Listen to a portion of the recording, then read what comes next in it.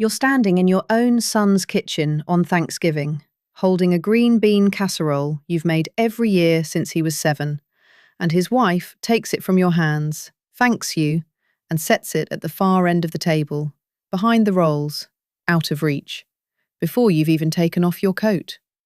You tell yourself it's nothing. You tell yourself that for 2 more years. This is Ruth, in her own words. When my son Michael got married 4 years ago, I thought I was gaining a daughter. What I actually got was a woman who treated every visit like a hostage negotiation. How many nights? Whose house for Christmas?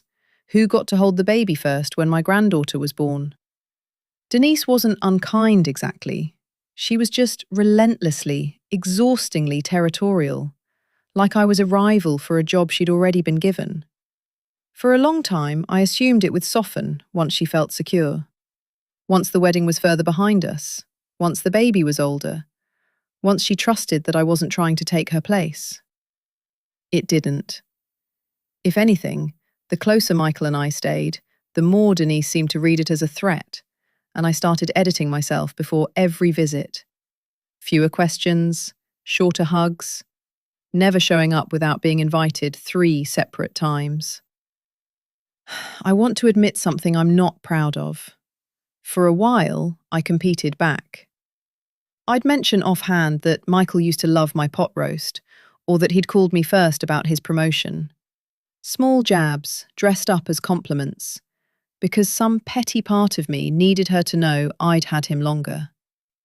It didn't make anything better. It just meant 2 women quietly fighting over a man who loved us both and had no idea the war was happening. The sociologist Deborah Merrill spent years studying mother-in-law and daughter-in-law relationships. And one thing she found stuck with me. This tension is almost never really about the son or husband in the middle. It's about 2 women who both built an identity around caring for the same person, suddenly having to share a role neither of us had been taught how to share.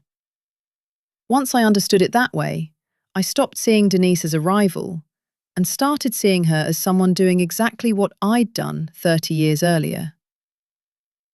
The shift came, oddly, over a stomach flu. Michael was travelling for work when my granddaughter got sick, and Denise called me at 11 at night.